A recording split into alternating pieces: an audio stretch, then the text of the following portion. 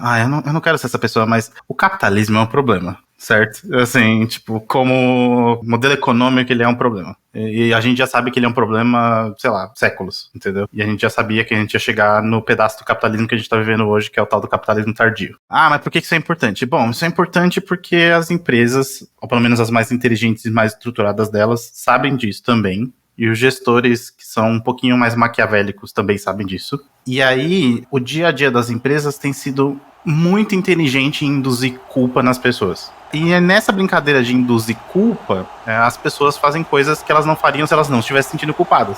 E aí isso vale pra, talvez, trabalhar mais horas do que você deveria. Ou talvez trabalhar horas que você não vai ser pago por. Ou talvez deixar de comer. Ou comer em menos tempo porque eu tenho que ajudar a minha família corporativa a ganhar mais dinheiro, entendeu? E assim vai. Então o sentimento de culpa tem esse poder de induzir a gente a fazer coisas bizarras, assim. E principalmente quando é de pouquinho em pouquinho.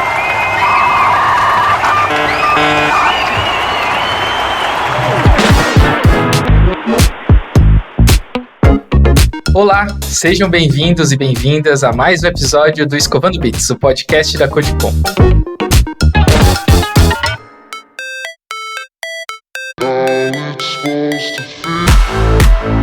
Olá, você está escutando Escovando Bits, o podcast da Codicom. O tema do episódio de hoje é Vida Além do Código. Vamos discutir um pouco sobre a importância da saúde mental, o que podemos fazer para tentar evitar um possível burnout e como podemos olhar para a nossa vida além do que o nosso trabalho é. Vamos discutir como mitigar esse problema e promover um ambiente de trabalho mais saudável e sustentável. Eu sou o Gabriel Nunes, organizador da Codicom e apresentador do Escovando Bits. Eu sou o Alexandre, CEO da Alp Soluções. Olá, sou a Priscila Aranha. Eu sou desenvolvedora de software, conhecida também como operária do código. Sou cearense e estou aqui. Eu sou o Bruce, eu sou psicólogo. Infelizmente atendo alguns desenvolvedores. Eu, infelizmente, não tá nessa frase à toa. Como a Pri, sou cria da pós-graduação, o que quer dizer que a nossa saúde mental tá prejudicada. Boa.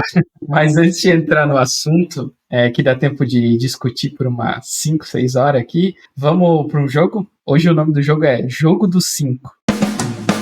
1, 2, 3, 4, 5. No jogo dos 5, eu vou pedir para cada um me dizer um número de coisas relacionadas a um tema. E vamos diminuindo do 5 até 1. É meio difícil explicar, mas assim, igual eu tentei explicar isso para vocês. É relativamente fácil de jogar. O Alexandre começa e, por exemplo, eu vou dizer 5 tipos de fruta. Depois, 4 atores de Hollywood, entendeu? E eu vou cronometrar e quem conseguir responder mais rápido todos os números é o grande vencedor. 5 devs famosos. Linus Torvalds. Tim Berners-Lee também poderia ser um dev, fez protocolo. Caraca, dev famoso, velho. Não conheço, mas tá valendo. Famoso de Twitter conta? Pois é, define famoso, era isso que eu ia falar. Pode ser também. Eu sou muito ruim nessas coisas, cara, de gente da internet. Poxa, que droga. Meu Deus do céu, como é que é o cara do software livre lá? Steve Bauman? Boa. John Mad Dog Hall, e falta mais um. Ok. Já sei, cara. O Ramalho da comunidade Python, ele é famoso pra mim. Boa. 4 códigos de status em resposta HTTP. Isso é mais fácil, vai. Mas eu preciso dizer o que ele é, senão eu só coloco 200, 400, 404, 500, 503 e 501. Já foi 4? Ganhei. Vai. 3 paradigmas de programação. Orientação a objeto, orientação a evento e estrutural, ou procedural. 2 frameworks para desenvolvimento de projetos. Não de programação, de projetos mesmo. Ih, caralho, não sei nenhum. Como assim? Tem 2 muito famosos. Que caralho? Só sei de gestão de projetos. Então, isso. Scrum e Kanban? Isso aí. Eu não sabia que framework e metodologia era a mesma coisa aí nesse caso. Eu também, não. Eu pesquisei na Wikipedia e tava como framework. Vamos lá. E uma linguagem de modelagem. O ML. Boa. Praticamente deu 2 minutos aqui, 1 minuto e 55, mas como eu atrasei um pouquinho para cronometrar, então guarda aí teu número, Alexandre, 2 minutos. Agora vamos no Bruce. Ele vai começar bem fácil, assim, tipo, diga as 5 principais estruturas de código de análise de filas, tá ligado? 5 startups. Nossa, Will Work. Pera, mas que foram startups em algum momento ou tipo, Techstar startups até hoje? Pode ser. A gente chama de startup. Então a Will Work, a Nubank foi em algum momento. Caraca, eu não vou se lembrar nenhuma agora. Cara, eu não tenho mais vaga ideia. Todos os bancos digitais. Aquelas de entrega. Ah, tá. Então, o Inter... como é que é o nome daquele que é amarelo? Que eu acho estranho, inclusive, a logo deles. Will? Will. Eu acho a fonte deles horrível, inclusive. Vai, 4 mais 1. Caraca, eu não sei, de verdade. Um lugar onde a gente pede comida? Nossa, iFood... Claro que pode. Que não é mais startup. Nenhum Não, mas desses tu podia ter merda, dito assim. qualquer coisa, cara. Todo mundo foi startup uma hora. Não sendo empresa centenar. Startup é basicamente empresa de tecnologia. Tá, vai lá. Agora, 4 números do Pi na sequência, assim. 3141. Acertou? 3 cargos da área de software. 3 cargos da área de software? PO, PM e, sei lá, TL? POPM é a mesma coisa, né? Não? Tem nome diferente. Product Owner e Product Manager são diferentes. Tem coisa E diferente. Tá bom. Tech Lead, então... Às vezes a gente acumula função, mas não. Boa. 2 sistemas operacionais. Pô, isso foi legal aí. Linux e Windows. Me recuso a falar o do Jobs. Então... Eu só escutei um aí. Um banco de dados. Um banco de dados, o que foi vazado dos 200 milhões de brasileiros que agora todo mundo tem acesso a nome completo, CPF e Qualquer um tem acesso aos dados de todo mundo. Vocês acham que essa é a resposta válida? Assim? Eu acho que é, cara. Tá, beleza. Deu 2 minutos e 37. Nossa, é muito perder isso fácil. Aí, ó. Não, cara, mas assim, o Gabriel esqueceu de falar, cara, como a tua última resposta ela foi criativa, tu ganhou um bônus de 40 segundos, tá? Ah, Então, na verdade, entendi. deu 1 minuto e 57 segundos, tá? Aí, ó. Incrível. Muito bom, muito bom. Tá, a próxima é a Pri agora, vai lá. 5 linguagens de programação. 5 linguagens de programação. Ruby, Elixir, Java, JavaScript. HTML não vale, não. Eu ia falar HTML. HTML não vale, não. Não. Isso é chave, velho. O que mais? Aí, boa. 4 protocolos de internet. Protocolo de internet, velho.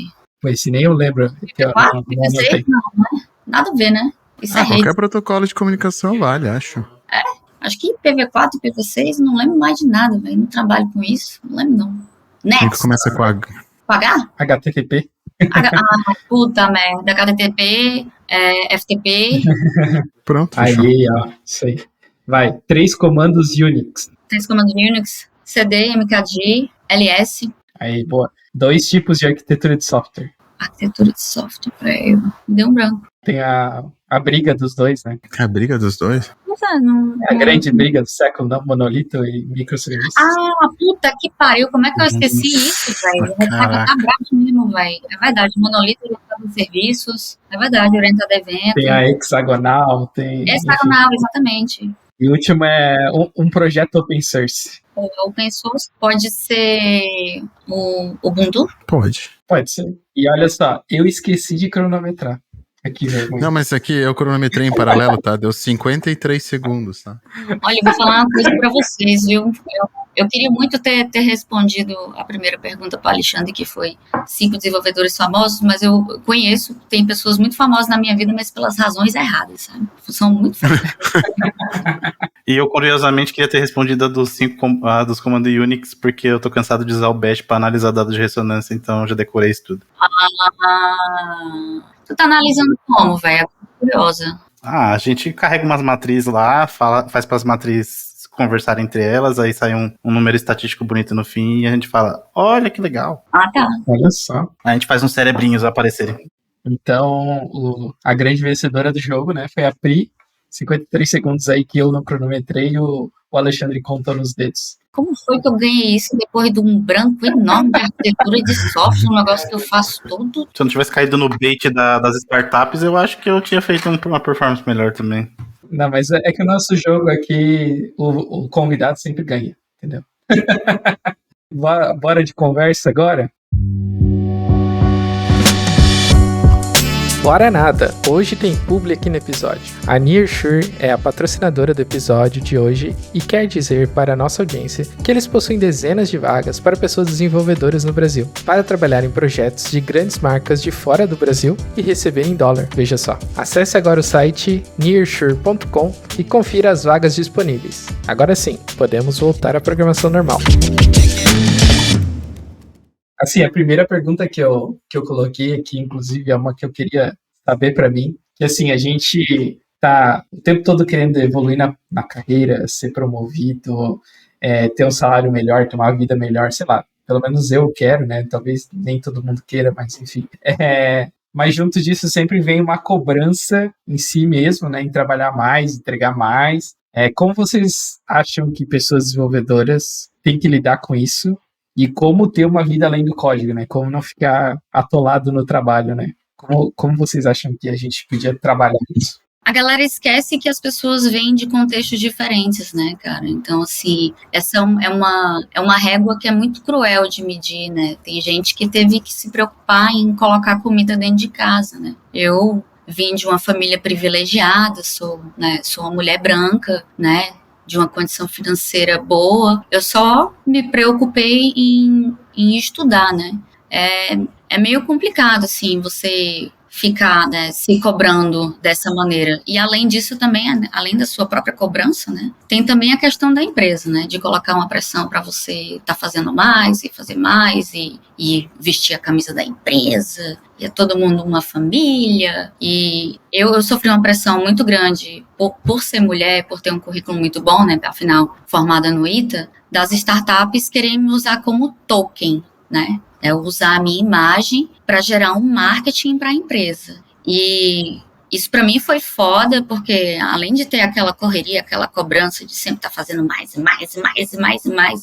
eu ainda tinha que, fora do meu horário de trabalho, estar envolvida na comunidade, participar da comunidade de alguma maneira, né? Foi assim, exatamente. Foi dessa maneira que eu comecei a me envolver com o podcast, que foi os Devs Cansados, que foi o primeiro podcast que eu me envolvi, e foi por conta de uma pressão fodida da empresa que eu trabalhava na época da pandemia, porque não bastava só eu estar produzindo para um caralho, sabe, ganhando super mal, porque mulher, nordestina, né, mão de obra barata importada do Ceará, eu ainda tinha que sabe, ser referência para poder atrair pessoas para a empresa, velho. Como ter vida além do código, velho, não coda fora do horário de trabalho, vai fazer outra coisa, velho. É importante. Programar é um trabalho criativo, então você está envolvido com outras coisas, ajuda, sabe? Ajuda a oxigenar a cabeça.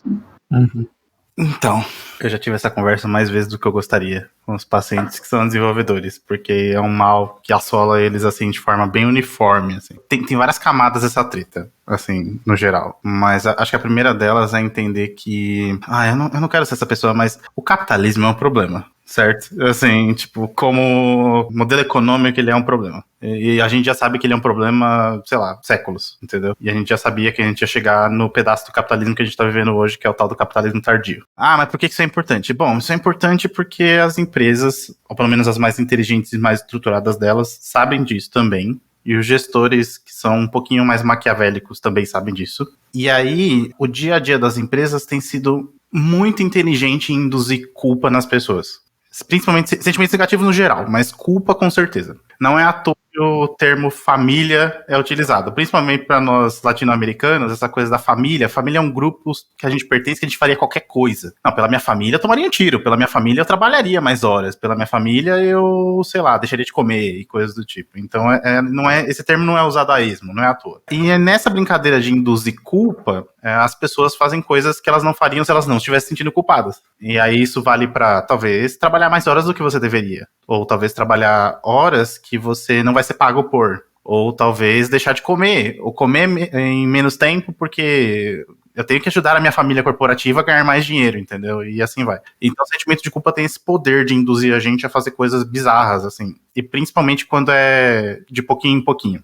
Então, é ok você querer mais da sua vida. Todo mundo quer, sei lá, eu não sei se no nível de consumo bizarro, do tipo assim, nossa, meu sonho é ter uma Ferrari, uma casa de X milhões, blá, blá, blá. Mas assim, você quer que o seu poder de compra se estabeleça o mesmo, considerando que você perde ele ao longo do tempo, saca? Então você tem que ter um salário maior ano que vem do que esse ano, porque, bom, você quer continuar comendo as mesmas coisas, ponto. Só que aí é que tá, a empresa não vai querer fazer isso porque na outra ponta ela tem que entregar dividendo maior também pra alguém. E ela não consegue induzir culpa para acionista, mas para o funcionário ela consegue. Então, parte do modelo, parte dessa bizarrice toda que a Pri foi envolvida, que eu sou envolvido e vocês provavelmente também são, em algum grau, é a ideia de que primeiro eu tenho que induzir você a querer sempre mais coisas, mesmo que elas sejam em algum grau inalcançáveis, se você vê o gráfico, tipo assim, de progressão da renda média do indivíduo e progressão do custo de uma casa ao longo do tempo, tipo assim, tem um gap absurdo entre um e outro, que é inalcançável pra, tipo, 90 e tantos % das pessoas. Mas eu ainda tenho que induzir você a querer essas coisas, porque se você simplesmente desistir de querer, o modelo colapsa. Então eu preciso que você queira. Só que pra você continuar querendo, mesmo sendo ilógico, eu tenho que fazer você fazer de alguma outra forma, continuar procurando as coisas que vão chegar até esse ponto. E o jeito mais fácil é fazendo você se sentir culpado. Funciona. É assim, incrível. É só perguntar pra qualquer mãe, tipo assim, qual que é o melhor jeito que seu filho tem de fazer, de te induzir a fazer qualquer coisa. É só falar assim, poxa, mãe, achei que você me amava, não sei o quê. Pronto. É foda porque funciona também, mas até um determinado ponto, né? É por isso que na área da gente tem tanta rotatividade. Por isso que eu saí dessa empresa, né? Porque a pressão que colocaram em cima de mim, eu caí nesse discurso da família, né? A minha família é disfuncional, como a maior parte das famílias, em um determinado nível. Então, você chegar e falar assim, não, nós somos todos uma família, que nem o Bruce falou, pô, eu faria qualquer coisa pela minha família, disfuncional ou não, né? Só que eu também carrego os traumas da família para dentro da empresa. Fica um ambiente insalubre. Você fica nessa pressão de gerar mais e gerar mais e gerar mais e gerar mais, para no final das contas você ser um slide bonito pro CEO, entendeu? É foda, velho. É foda. Mas esse é a treta. O modelo colapsa justamente porque a culpa, a partir de um certo ponto, não dá conta mais de te induzir a fazer certas coisas. Por mais ilógicas que sejam. Aí você adoece, que foi o meu caso, né? Adoeci. Ou você é ameaçado.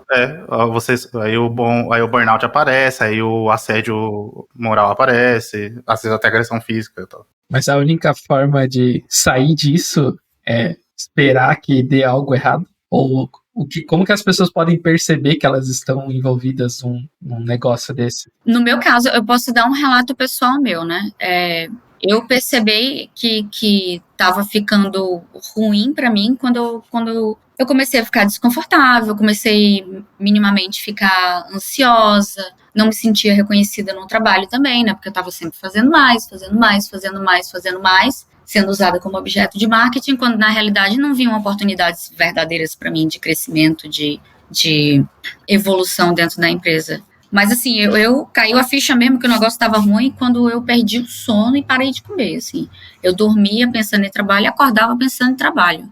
E aí, como eu tive a sorte de saber que uma amiga minha tinha passado por burnout, que eu nem sabia o que era, burnout. Aí eu cheguei para ela e perguntei, cara, assim, tem uns dias que eu não tô comendo mesmo, assim, só faço uma refeição no dia. E assim, eu durmo pensando em trabalho, acordo pensando em trabalho, eu sonho com coisas do trabalho.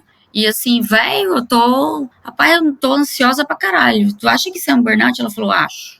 Aí eu consultei com uma psiquiatra, né? O negócio tava bem ruim. Ela me deu 7 dias de atestado, porque eu não tava comendo, não tava dormindo. Eu tava já assim, quase pra dar um piripaque. Voltei com 7 dias. Aí marcaram uma reunião de feedback, essa história é boa. Marcaram uma reunião de feedback, dizendo que eu tinha atrasado 3 cards em 1 ano de trabalho, e que por conta disso eu não ia receber nem 10 centavos assim de aumento. Botaram uma pressão da caralho de que uma pessoa em 1 ano de trabalho atrasa 3 atividades. 3 atividades. Nossa. 3 atividades. Aí, tipo, fizeram um discurso de culpa do caralho, né? Pra eu continuar dando mais, e aí, velho, nessa reunião, assim, depois de eu me esforçar tanto, né, esperar algum tipo de reconhecimento, e aí a pessoa reclamar que eu atrasei 3 atividades, aí, depois dessa reunião, aí eu desandei a chorar. Eu tive uma crise bizarra dentro de casa,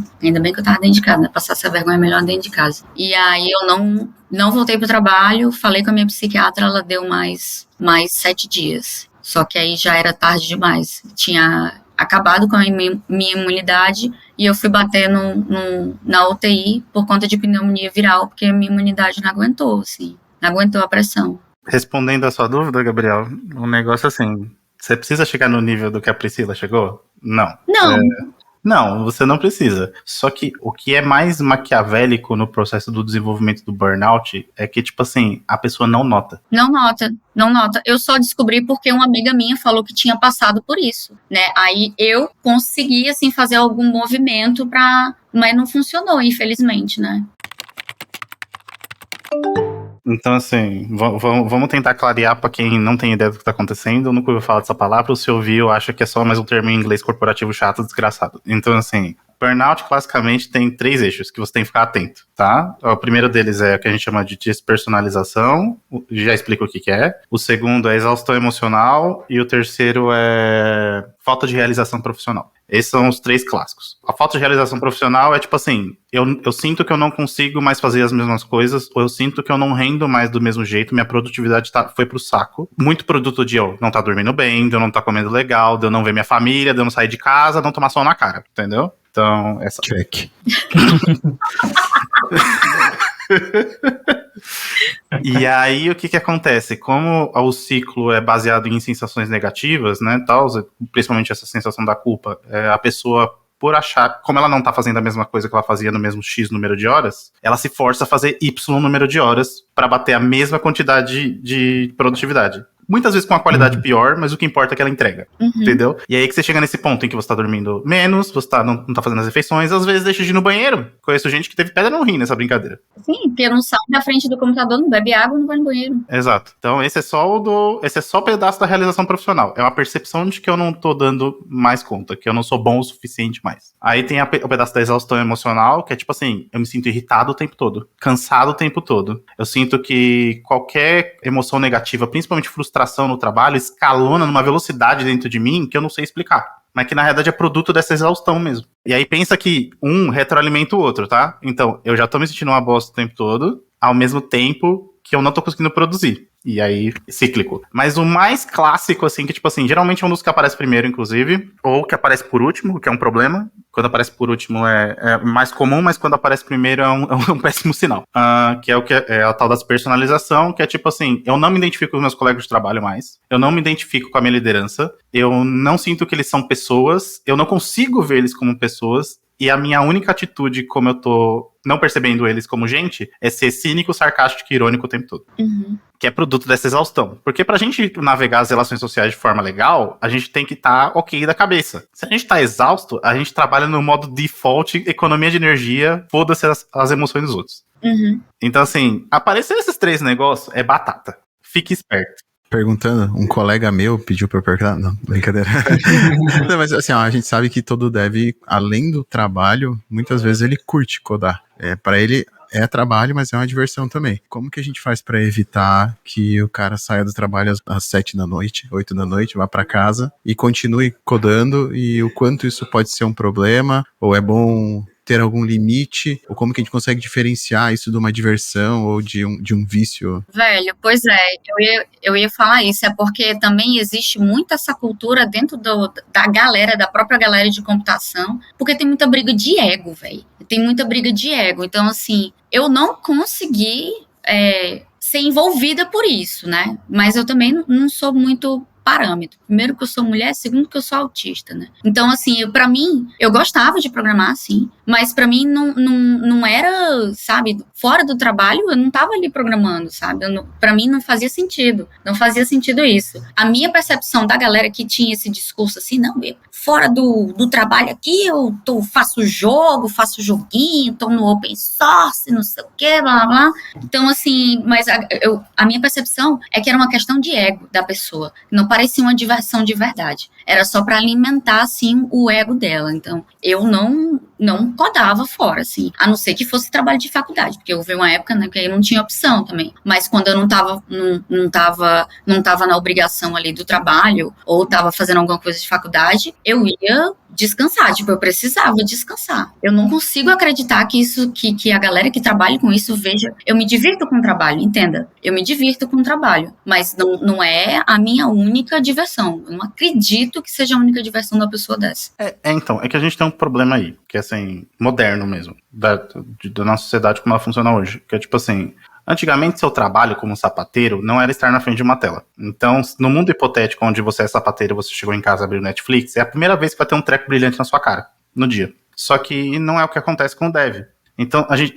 não, tudo bem, mas eu tô codando porque é um negócio que me diverte. Tudo bem, mas assim, eu não gosto de apelar pra esse argumento, mas eu não sei se o seu cérebro sabe a diferença. Exatamente. Prática, pronto. Exatamente. É isso que eu não acredito, exatamente. Então, assim, tudo bem, eu entendo que são contextos diferentes, e que, tipo, num deles você tem pressão de entrega, no outro você não tem.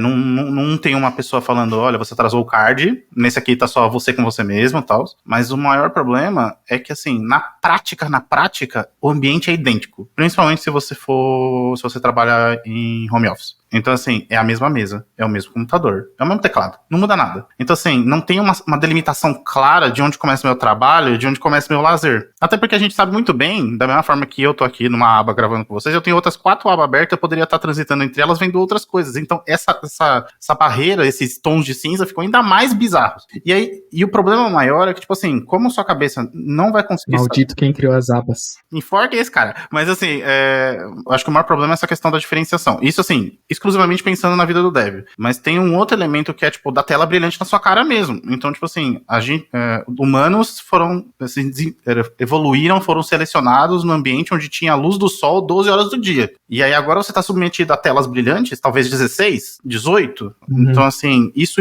estica, isso mexe com toda a cronologia biológica. E aí você já obrigatoriamente tá fudendo o seu sono, você tá fudendo provavelmente os seus horários que você sente fome, porque isso tá relacionado com o nível de atividade ao longo do dia. Então, assim, no mundo ideal, que não é o mundo real muitas vezes, mas assim, no mundo ideal, que é o que eu recomendo para meus pacientes, eu me esforço para forçar eles de alguma forma a fazer isso. Tem atividades fora da porra do computador. Ah, mas eu gosto de codar. Não, show. Senta no fim de semana e coda 2 horas num bagulho que você acha legal. Vai lá brincar no seu open source sábado, entendeu? Mas, bicho, tu acabou de trabalhar 12 horas naquela empresa abusiva desgraçada que você trabalha. Você ainda vai me passar mais 6 horas na frente do PC? Sabe? Pois é, eu acho que é isso. A galera realmente não sabe a diferença. Não sabe a diferença. Então, tipo, vai ver um filme, tá ligado? Vai andar com o cachorro, vai fazer atividade física, pelo amor de Deus, qualquer negócio. Pô, isso é uma parada que eu tenho muita dificuldade de achar coisas pra fazer, assim. Queria tentar achar algum hobby, sei lá, alguma coisa. Ah, mas como é que eu vou achar um hobby? Eu vou abrir aqui uma aba no YouTube e vou gastar 12 horas da minha vida procurando um, entendeu? Exatamente, eu fico nessa, assim, tipo, o que fazer, sabe? Eu sei que a comparação é tosca, mas assim, a gente tem modelos animais para transtornos psiquiátricos, certo? Doenças mentais no geral. E um dos mais sólidos, assim, é o modelo de depressão. Então a gente pega um rato, a gente bota ele numa gaiola com a rotina exatamente sempre do mesmo jeito. E ele não tem nenhum tipo de recreação, batata, ele vai deprimir, entendeu? Aí, mas por exemplo, pouca coisa que você coloca um rolinho de papel higiênico dentro da gaiolinha do rato, só pra ele ficar comendo o negócio ou passando dentro do negócio, por alguma razão ele fica mais feliz, saca? Então, o problema do dev especificamente é que, assim, a atividade que você tá fazendo na frente do computador fora do horário de trabalho, ela é uma atividade geralmente uma tela brilhante, sentado, fazendo um negócio que come sua mente sem necessidade. Então, se você puder dar preferência pra coisa que você se mexe, que você sai da sua cadeira, já é lucro. Nem que seja eu saí da minha casa pra ir comer num lugar. Não, da hora, mas você saiu daí, entendeu? É sobre enriquecer a sua rotina com coisas que não envolvam um computador, de preferência. Exatamente. É testar, Gabriel, se liga. Testa, vai fazer alguma coisa diferente. Sabe? Eu, por exemplo, eu testei várias coisas, não preciso tá fazendo a mesma coisa o tempo todo, porque eu fico entediada também. Então eu já fiz polidense, já fiz capoeira, já fiz aikido, entendeu? Eu já fiz arco e flecha. Meu irmão vai fazer alguma coisa diferente. Testa. E se a gente for pensar, tipo, numa questão organizacional, né? O que uma empresa que legitimamente queira resolver esse problema, né? O que ela pode fazer para mitigar isso, para tentar deixar as pessoas mais felizes e mais produtivas? Eu sei que aí entra uma questão que o Bruce falou, né? Que aí vira aquela lavagem cerebral de você tem que produzir mais. Como deixar ela mais feliz, mais produtiva no ambiente de trabalho e consequentemente, a gente ter menos rotatividade de pessoas mais genuinamente felizes, né? E menos estressadas e tal. Eu tenho como pontuar isso, tá? Infelizmente, a gente vive num capitalismo. Vamos pensar num modelo capitalista, né? Porque senão seria uma sugestão irreal, utópica, né? Velho, as empresas não são orientadas a dados. Elas não são. É baseado no que um acha do outro. Se for puramente orientado a dados, se está produzindo, está ali, está bom, o funcionário tá suficiente, porra, acabou, né? Dá um orçamento para todo mundo para fazer terapia, dá um orçamento para fazer exercício físico e não fica nessa pressão de mais e mais e mais e mais. O cara tá entregando. Olha dados, sabe? Olha os dados. Porque se você continuar nesse discurso que tem de fazer mais e mais e mais, se você realmente olhar para os dados a longo prazo, aquele funcionário que passou um tempão ali para aprender como é que a empresa funciona, que está entregando, que agora que está no pico de produtividade, entendeu? Se você continuar com isso, o cara vai sair. Então, assim, o que acontece é que a galera não, quando tá no pico de produtividade, sai da empresa porque não aguenta essa pressão, sabe? Então, assim, porque não aguenta. Então, é um modelo que não funciona. Olha para dados. Eu tenho o caso aqui da empresa que eu trabalho, tipo, é muito de boa, assim, o trabalho, sabe? Tipo, não existe essa pressão, assim, pô,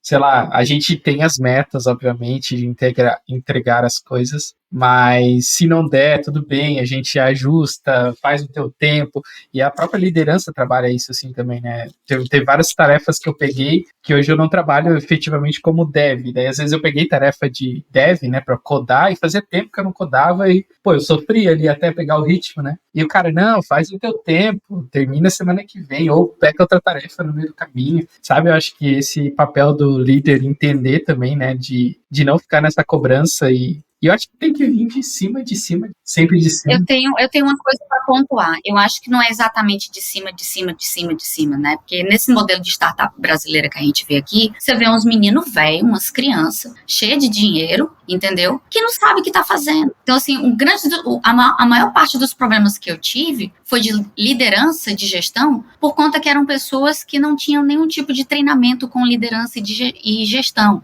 Então, assim, é uma galera que não sabia o que tá fazendo, né? Começa por educar. Meu irmão, se você é um líder, vai fazer cursos de liderança, vai fazer cursos de comunicação, de gestão de pessoas, entendeu? De team topologies, de comunicação não violenta, né? Porque o que a gente vê a maior parte dessas pressões que eu recebo são de líderes que não são preparados. Porque se você realmente racionalizar isso, o cara tá fazendo uma estupidez, tá colocando pressão no funcionário que é bom, o funcionário não vai aguentar e vai rodar.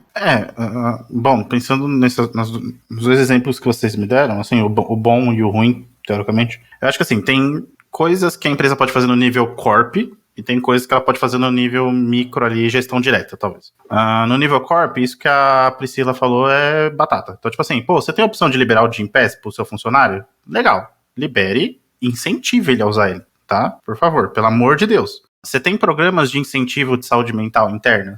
Não sei se necessariamente, tipo assim, ter uma psicóloga da empresa, mas com certeza, tipo assim, vocês têm palestras de conscientização de como essas doenças, principalmente relacionadas ao trabalho, funcionam para as lideranças e para as pessoas na ponta? Se o RH está preparado para receber uma reclamação de alguém que tá sofrendo um assédio, sofrendo de um burnout, alguma coisa do tipo? Ou se o cara chegar lá, você vai anotar isso numa ficha e acabou o problema? Porque se for o caso, você está acabando a sua própria cova. Entendeu? Então, no nível corp, é incentivar, tipo, ações de saúde, promoção de saúde no geral. Então, atividade física, comer bem. Se você tem a opção de ter um cardápio da empresa que é mais saudável, é melhor do que você ficar comprando pizza e iFood pros caras, entende? Talvez não seja o que eles queiram de imediato, né? A gente concorda. Mas no médio e longo prazo, com certeza ele sai perdendo e você também, porque seu funcionário vai ficar mais doente, se ele vai ficar mais doente, ele pega mais atestado, se ele pega mais atestado, ele trabalha blá, blá, blá, blá. Isso no nível macro, corp. No nível direto, cara, a maioria esmagadora das lideranças que estão aí fora estão despreparadas. A Pri tá 100% certa nessa brincadeira aí. Então, tipo, e não é nem no sentido de, o cara, pô, se ele assumir uma posição de gestão, ele tinha que fazer um MBA, saca? Qualquer coisa do tipo assim, pô, isso seria um mundo show, entendeu? Assim, porque a maior parte do mundo tech, os caras de gestão são de tech, da área técnica, e então, tipo, eles manjam porra nenhuma de como pessoas funcionam. Tava tweetando ontem sobre isso. Eles trazem essa cultura, inclusive, né? Porque pra ele era normal de tal forma, então ele também vai cobrar de tal forma, porque é normal, né? Exato, mas isso assim, eu acredito que é profundamente produto de completo desconhecimento de como os seres humanos funcionam. Assim, não no sentido de seres humanos, tipo assim, mente, cérebro, blá, blá, blá, tô falando assim, no nível de, cara, qual que é o mínimo que um ser humano que não tá completamente fudido da cabeça precisa, sabe? Então, na maior parte dos casos, esmagadora, os chefes não têm ideia do que isso significa. Muito produto de que eles às vezes também estão passando por um burnout bizarro, e eles também não sabem identificar, e logo eles também não identificam nos funcionários. E aí é importante lembrar que uma das características que eu mencionei é o tal do cinismo. Então o cara fica absurdamente cínico e sarcástico e irônico com os funcionários, e os funcionários também estão exaustos, vão fazer o quê? Ser sarcásticos, irônicos e cínicos de volta. E aí o ciclo se perpetua infinitamente, e ninguém detecta essa porra. E aí, quem seria, em tese, o departamento responsável por interromper este ciclo infinito de desgraça seria o RH. Porque ele teria que fazer um mapeamento de cultura, tem que ver como é que tá o clima organizacional, blá, blá, blá, que são coisas sérias, mas que muitos RHs não levam a sério. E aí, qual que é a treta? O RH deveria identificar isso e falar assim, ô galera, eu notei que vocês estão meio tóxicos um com o outro, sabe? Não achei legal esse rolê. Então, tipo, aí faz um treinamento, dá uma orientação, oferece talvez um serviço extra pensando nas condições da empresa. É por isso que eu digo, a galera tá despreparada num nível, em startup principalmente, em nível geral, é todo mundo despreparado, assim. E mesmo quando tá entrando o dinheiro, eu vejo que não existe uma preocupação em educar as pessoas, em preparar, em qualificar. Então você vê uma galera despreparada de uma ponta a outra, velho. É complicado. O que eu noto, olhando de outra parte aqui, né? Eu tenho uma empresa pequena, então tem gente abaixo de mim, e a gente sempre tenta filtrar um pouco o desespero do cliente para não chegar na equipe, né? Porque, eventualmente, acontece do pessoal aqui notar que a gente está sofrendo uma pressão para alguma determinada entrega. A gente nota que isso afeta o pessoal aqui, que muitas vezes eles querem entregar também, mas a gente tenta criar uma barreira de isolamento. Isso às vezes é possível, isso às vezes não é. Então, numa empresa pequena, eu acho que às vezes é mais difícil você fazer esse filtro, né, de tu não conseguir transparecer pro teu funcionário, pro teu dev, ou pros membros da tua equipe, porque não são só essas áreas de atuações, essa pressão. Numa empresa grande, acho que às vezes fica mais fácil, porque de você até o cliente, às vezes tem N pessoas que já definiram as atividades e etc, né? Mas eu pergunto assim, essa questão de como a empresa ter conhecimento disso, distribuir formulários informando sobre a doença ou fazer uma pesquisa interna, é já um caminho inicial para conseguir mapear isso de maneira, eu digo assim, de maneira genuína, porque uma coisa é tu fazer uma pesquisa lá, não vamos falar o nome lá da pesquisa sobre melhores lugares de trabalhar, né, mas uma coisa é tu fazer uma pesquisa dessa e ter um mapeamento que depois é engavetado, né, mas assim, que perguntas talvez poderiam ser feitas, né, para que a gente conseguisse talvez, tipo assim, putz, a gente tem um problema aqui que a gente nem sabia que tinha, sabe? Existem diversos tipos de metodologias de fazer essa pesquisa de clima organizacional, né? Mas realmente o que eu vejo, assim, é que a galera não sabe o que fazer com essa pesquisa. Por quê? Porque precisa educar, precisa qualificar para isso. Entendeu? Isso é um assunto de RH. Se for uma pessoa preparada, ela vai saber que ações tomar baseada nessa pesquisa. Então, assim, não é a minha área de expertise, mas existe e é possível. Só que precisa ter vontade da empresa também, né? Precisa a empresa entender, como eu falei, se for uma empresa que realmente é orientada a dados, percebe que esse tipo de, quando você atua em cima disso, pesquisa e atua em cima disso, os funcionários felizes, eles vão render mais, eles vão produzir mais. Mas dá pra fazer, velho. Dá pra fazer, assim, tem que pesquisar, né? Procurar alguém que saiba fazer. É que depende do tamanho da empresa que a gente tá falando. Se você é uma empresa pequena, é infinitamente mais detectável, mais veloz, assim, do que se você é uma média e grande porte. Se você é uma empresa pequena, que você conhece todos os seus funcionários pelo nome, você sabe onde eles moram, sabe? Você, às vezes são seus amigos pessoais. Trabalha, senão eu vou te buscar em casa. Aí, tipo, é mais simples. Você nota que, tipo assim, fulano tá X dias, ele tá sempre de mau humor. Ou ele tá sempre irritadiço. Ou toda vez que você dá uma suave pressionada nele perguntando, fulano, tal negócio. Você pergunta na boa, assim, fulano, tal negócio, como é que tá? Me dá uma atualização. Caralho, toda hora! Você vê que é desproporcional, entendeu? Isso é facilmente identificado. No nível corporativo, como você tem mais camadas nessa pirâmide hipotética aqui, na realidade isso vai sendo amaciado e as arestas dessa informação de que tá dando errado vai desaparecendo conforme vai subindo, porque o gestor muitas vezes ou não sabe identificar ou ele não quer resolver o problema, porque resolver o problema implica que a produtividade vai pro saco. Teoricamente vai pro saco, né? Teoricamente. You've got mail. Uma coisa que eu vi, às vezes, implementar em alguns lugares, que no começo eu sempre achei que era balela, né, mas depois eu achei uma coisa interessante, e principalmente quando isso é levado a sério, que é aqueles mapas de humor, né, de você começar o seu trabalho dizendo como você está se sentindo, independentemente se é sobre a tua relação do trabalho, ou se é como você está se sentindo dentro de você, né, tipo, como é que você está se sentindo com você mesmo. E eu vi vários lugares e empresas com as quais a gente trabalhou como consultoria, ou como cliente mesmo, né, que isso funcionava muito bem quando isso era levado a sério. Tinham alarmes automatizados, tipo assim, pô, um funcionário 3 dias chegou se sentindo mal, alguém ia lá e tentava fazer uma intervenção para entender o que estava acontecendo. Se era algo da empresa que podia ser resolvido no âmbito organizacional, se era algo pessoal que podia ser resolvido com o auxílio da empresa, ou não. Aí, infelizmente, não tem muito o que fazer, né? Você faz o encaminhamento, mas eu achava que era uma solução interessante. Bem interessante. Se o líder chegar e perguntar assim, não, 3 dias o cara chegou se sentindo mal, tem alguma coisa que eu possa fazer? Precisa de alguma ajuda, que nem você falou? Se o cara tomar uma ação, o problema é quando isso acontece e não toma ação, então aí, sabe, ninguém leva a sério. Uma coisa que eu queria falar que é interessante, que fazem muito em manutenção de aeronaves, né? Porque, por exemplo, um mecânico de aeronave, o cara tem que estar atento, ele não pode estar sujeito à fadiga, não pode estar com nenhuma questão emocional, porque se ele não estiver atento no que ele está fazendo, pessoas vão morrer, né? Uma coisa que faziam, é um pouco mais complicado, mas é o que eu achava interessante. Toda a vida antes de começar o turno, né, de passar um plantão para um para outro, todo mundo olhava um para a cara do outro e reparava assim na fisionomia, né, para entender, né, como é que tava. Qualquer mínimo discrepância era tirado da parte prática e ia para o administrativo, né? Porque o cara podia estar fadigado, podia estar com alguma questão assim, se ele tivesse fadigado, ia deixar passar alguma questão de manutenção. Isso tem nada a ver, isso é impossível fazer numa empresa de engenharia de software, mas é porque eu achei interessante. Todo mundo sempre cansado. Mas um formulário que nem você falou era o suficiente, não precisa você ficar olhando para isso assim. A gente tem escalas sensíveis, sabe, tipo, curtas. Tem, mas eu acho muito, muito complicado fazer isso. Um formuláriozinho, assim, que, tipo, o cara mandou 3 dias aqui, um negócio que não tá legal, assim, aí já notifica o líder. Aí o líder já sabe como agir a partir dali. Se o cara tá assim, isso. Tipo assim, é isso que eu tô falando. Tem isso que o Alexandre deu exemplo e isso que você tá mencionando, são observações rápidas de humor da pessoa. A gente espera que o humor das pessoas oscile no tempo. O que a gente não quer é que ele fique nos extremos, nem demais pra cima, nem demais pra baixo. Muito tempo. Isso não é o que a gente espera de um indivíduo saudável. Tá? Que não esteja passando por algo, claro, né? Mas mapear não é difícil. Escala tem a rodo. Pra ansiedade, depressão, burnout, tudo você pode imaginar. E aí entra um pouco no que você falou mais cedo, Priscila. Tipo assim, se os caras fossem guiados por dado, a coisa ia ser muito mais fácil. Então assim, um RH bem estruturado de empresas que levam a sério a saúde mental, eles sabem disso. Eles fazem avaliação periódica de humor, eles fazem avaliação periódica de produtividade, de percepção do trabalho.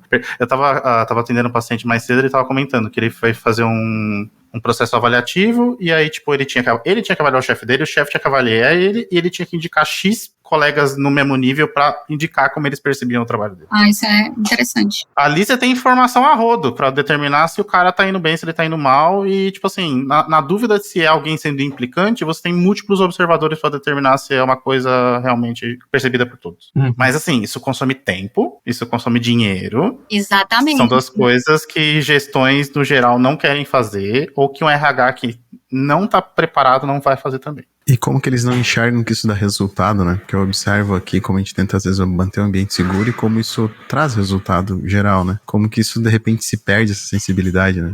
Eu acho isso, no mínimo, curioso. Nunca teve acesso a isso. A galera nunca teve acesso a um ambiente diferente para comparar, né? E também, sei lá, não tem acesso à informação, né? Porque se você... Na literatura tem isso, velho. Na literatura tem isso. É porque muito desses ambientes que eles dependem no sentido de performance, de entrega mesmo, de que as pessoas estejam agindo de forma insana 24 horas por dia. E não é força de expressão, é insanidade mesmo. Porque assim... Insanidade, nem olho pra nada, é só... Tipo, se eu entendo que no mundo ideal, meu funcionário deveria ter 8 horas de trabalho razoáveis, sem muita pressão por dia, mas as entregas são bizarras e eu claramente tô com menos gente do que eu deveria e a minha gestão também não deve ser muito eficiente porque eu também não tenho treinamento para isso. Eu preciso que as pessoas estejam dispostas a fazer 12 horas todos os dias para que a entrega saia. Exatamente. Se alguém levanta a dúvida isso aqui faz sentido? Fudeu, entendeu? Tipo, você acabou de... É como se você tivesse um espião duplo dentro da tua equipe. E aí, geralmente, quando ele é identificado como qualquer espião duplo, ele morre, entendeu? Então, tipo assim, é complicado, porque o ritmo de entrega depende que as pessoas estejam imersas nisso, porque senão, assim, é muito diferente eu pedir pra você fazer. Pô, Gabriel, Alexandre, Pri, seguinte, a gente tem uma entrega que é muito importante essa semana, tá? Então, assim, geralmente a gente pede pra você cumprir o horário, não tem discussão, eu acho que isso aí é imprescindível. mas essa semana especificamente eu preciso que você faça dê um gás. Mas assim, fez a entrega, tudo volta ao normal, 5 horas da tarde você tá na tua casa, seu horário de refeição é santo, não tem discussão. E, Clara, como você foi muito ponta firme de segurar a barra aquela semana, PLR tá aqui mandando um abraço, ó, show. Isso é um mundo onde o excesso de trabalho é uma exceção, entendeu? Que é o mundo ideal. Só que, como eu tô trabalhando onde a exceção deveria ser regra, eu tenho que é necessário que esse cara faça isso todos os dias, durante anos, às vezes. Às vezes ele tem que catar e abrir o e-mail dele nas férias. Então, se ele não tá imerso numa lógica de pura insanidade, ele não continua fazendo isso. Só que é tão insano que geralmente chega no ponto onde ele tem um colapso. Aí ele pode parar na UTI, que nem foi o caso da Pri. Tem o cara que vai pensar que ele acorda todo dia e chora antes de ir pro trabalho. E tem o cara que vai pensar em acabar com a própria vida porque a ideia de morrer é melhor do que voltar pro trabalho. Entendeu? Mas assim, tem 1000 jeitos de interromper isso. E geralmente, só que aí que tá. É uma treta, engenheiros vão entender essa treta, mas tipo assim, será que seu instrumental de fato é sensível pra detectar o que você tá querendo detectar? Exatamente. A galera não mede, velho. Aí vive nessa insanidade porque não para pra medir. Não para pra fazer isso, né? Medir de fato. Para encerrar, que a gente até já passou um pouquinho, né? Eu queria ouvir de vocês se vocês têm uma dica prática para quem escutou até agora, se identificou, quer de algum jeito mudar o estilo de vida, manter o equilíbrio mais saudável no trabalho e também na vida além do código. Vocês têm alguma dica assim? A primeira dica que vocês dariam, assim, para não se estender muito também. Eu vou ser bem breve, eu acho que é muito importante a gente se comunicar, entende? Se tá ruim o ritmo de trabalho, assim, mesmo que você esteja numa empresa que um modelo é insano, eu acho que você comunicar, sabe? Comunicar, assim, não tô bem, não tô legal, falar com colegas, com chefe, para ver se você consegue dar alguma solução para isso. Eu acho que é um bom começo. Fora isso também, velho, limite, diz não, sabe? Diz não. Ah, você pode fazer deploy de madrugada? Não, eu vou dormir. Ah, por que você não respondeu uma mensagem 9 horas da noite? Porque estava fora do meu expediente, sabe? Eu só aprendi a dizer não e a comunicar depois do burnout. Porque eu estava imersa naquela insanidade, então era inaceitável dizer não. Inaceitável eu não querer fazer um deploy. Eu não vou abandonar a minha família neste momento tão complicado. Exatamente. Então, mas isso eu só virei essa chave depois que eu adoeci, né? E para quem tá tendo acesso a essa informação e tá escutando esse episódio aqui agora, galera, vira essa chave, não precisa passar pelo burnout, não. Me escute, tá incomodando, fala na boa, sabe? Não responda mensagem se você não tá de plantão, entenda? Não é esse esforço que você vai fazer, a galera não vai te promover, eu tô te dizendo porque não aconteceu comigo, eu sou formada pelo ITA, entendeu? E isso não aconteceu comigo, não acontece. Não adianta você fazer esse esforço danado que não é assim que funciona. Bom, eu tenho um caso curto e dicas. O caos é assim. Não, aliás, vou mudar a ordem. Vou dar as dicas primeiro, depois conto o caos. As dicas são: não trabalhe nenhum fucking minuto além do seu horário de trabalho. Ah, mas a entrega. Ah, mas meu chefe. Ah, mas. Foda-se. Desculpa. Não deu, eu sei que é brusco. Não deu, joga no rabo do gestor, entendeu? Porque isso é problema dele mesmo, porque ele gerenciou mal as tarefas, entendeu? Joga pra lá. Não vai se matar. Assim ele vai aprender a ser um melhor líder. Pode ter certeza. Não, e assim, falando não, e não trabalhando depois do horário, você tá dando uma oportunidade, inclusive, da empresa de dimensionar. Se a empresa for de boa fé, vamos começar pelo básico. Se ela for uma empresa de boa fé e de fato está preocupada com o que está acontecendo, ela vai ter uma verdadeira oportunidade de entender que a equipe está subdimensionada, que talvez o trabalho esteja superdimensionado, que as condições de trabalho não são legais, que se a entrega não está chegando é porque está faltando alguma coisa. E exatamente. Deixa eu te contar um segredo. As porcaria das empresas só entendem quando dá errado. E enquanto você estiver se sacrificando para que não dê errado, você só se ferra sozinho e a empresa continua achando que tá tudo bem. Exatamente. Então, assim, coisas que você não deve fazer nem a pau. Trabalhar fora do horário, isso não é opcional. Ah, mas não quero saber. Desculpa. Você tem que escolher. Você quer parar na UTI, você quer pensar em se matar, ou você quer, né, ter uma vida saudável. Então, tipo assim, você não vai trabalhar depois do horário. Até porque sua terapia, quando você fica completamente fugido da cabeça, custa bem caro, tá? Então, tipo assim, bem caro. Eu tô falando como quem cobra caro. Então, assim, porque o profissional que sabe resolver esse tipo de problema, ele custa mais caro, entendeu? Então, tipo assim, uma coisa é quando você tá com tipo, só cansado, exausto, e eu sinto que meu trabalho não tá legal. Outra coisa é, tipo assim, todo dia eu acordo e eu choro, entendeu? Esse level já envolveu múltiplos profissionais, isso já é uma outra treta muito maior, custa muito mais caro, e você leva meses, às vezes anos, pra se recuperar disso. Então, assim, confia, é mais fácil você só sair no horário. Só sair no horário. Ah, mas eu vou me sentir culpado. Faz assim, ó. Pega e vai. No impulso mesmo, assim. Tipo, sabe quando você faz um negócio e você fala, se não for desse jeito, se eu não mandar essa mensagem só aí, pronto, eu não vou? É isso. Pega, levanta e vai. Sem pensar muito. O segundo é, respeitar o horário de refeição não é opcional. Ah, mas se eu voltar meia hora antes, com certeza eu vou conseguir entregar o tal negócio. Não, você vai. E aí você também vai ter uma ingestão e progressivamente você vai fazer isso durante os meses, e você vai ter uma gastrite fodida, aí você vai ter uma úlcera, aí você vai ter refluxo, e aí você vai gastar milhares de reais com outras especialidades médicas e vai sentir dor o tempo todo. Então, não vale a pena. E o terceiro e mais importante, que é o que a Pri já mencionou, é tipo, cara, se não tá no escopo do teu trabalho, sinto muito, entendeu? Tchau pra você. Um abraço. Você não é obrigado a atender todas as demandas de todo mundo. Você não tem que estar disponível pra todo mundo o tempo todo. Sim. É uma coisa que eu queria falar, né? Às vezes a gente tem a falsa percepção que fazer esse a mais, né? Parece que você tá desacelerando, que você não vai fazer bem pra sua carreira, mas assim, gente, o burnout não compensa. Eu demorei 3 anos para me recuperar completamente do burnout. E as consequências disso foi que eu fiquei desgostosa com o trabalho por muito tempo. Porque o trabalho virou para mim traumático.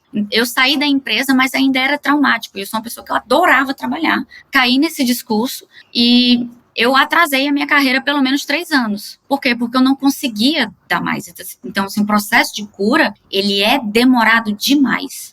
É doloroso demais. Não vale. Só não vale. Não compensa. Então essas foram as dicas. O caos é que, assim, depois que eu dou as dicas... Isso, assim, são as 3 dicas mais importantes. Tem mais uma lista infinita de coisas quando a gente vai pensar em técnicas e protocolo para atender burnout e exaustão no trabalho, blá, blá, blá. Mas o resumo da obra é... Quando eu falei todas essas coisas, meu paciente entendeu isso aqui e ele já tá aplicando e o chefe dele ignora, eu só pego e eu falo assim, você vai fazer de qualquer jeito. E aí, quando seu chefe reclamar, você vai falar assim, ó, não, mas isso aqui foi recomendação do meu psicólogo. Aí eu falo assim, e esse momento é um divisor de águas que você vai descobrir uma coisa ou outra coisa. A primeira coisa é, ou você vai descobrir que seu chefe é um cara muito simpático, sabe, uma empatia legal, entende que problemas acontecem, e vai chegar e falar assim, nossa, cara, eu não entendia que tava nesse nível das coisas, foi mal, tal, não sei o quê, é isso aí, vida que segue, se precisar de alguma coisa, estamos aí. Ou você vai descobrir que seu chefe é o ser humano mais horrível do universo, e ele vai soltar alguma coisa... Não tem meio termo, né? Não tem meio termo. Não tem, nesse caso não tem. E aí, tipo, ele vai falar assim, ó, tá, mas o que isso tem a ver? Tá, mas por que eu deveria me importar com isso? Ah, então quer dizer que seu psicólogo manda em você? Não. E aí a minha instrução pros pacientes que caem no segundo caso é falar assim, meu psicólogo falou que você ia dizer isso. E ele, inclusive, me deu o telefone dele e disse que se você quisesse tirar satisfação com ele, o telefone dele tava aqui. Chamou pro fight. Eu te digo quantas ligações eu recebi até hoje de chefes abusivos. 0. É foda. É que a galera percebe o quanto que é absurdo, né? Quando você fala nesses termos, a pessoa percebe o quanto que é absurdo. Exato. Eu tenho uma dica agora que eu vou implementar, tá? Eu vou colocar esse podcast no roteiro de contratação aqui da empresa, pra eles entenderem como é que tem que seguir. Boa. Bom, gente. É isso então, obrigado. Eu vou ter que desligar agora, porque eu vou marcar minha próxima sessão de terapia aqui. Boa. Mas eu agradeço aqui a presença de vocês e o papo foi bom demais. Estamos aí. Obrigada pela oportunidade de compartilhar. Um abraço. Valeu.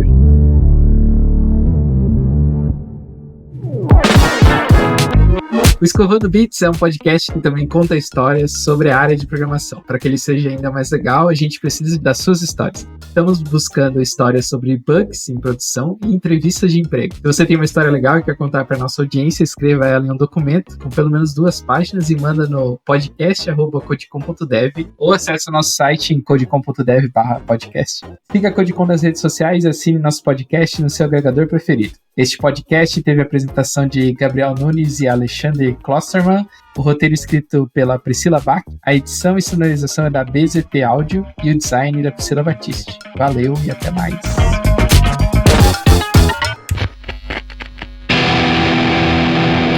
Este podcast foi editado pela BZT.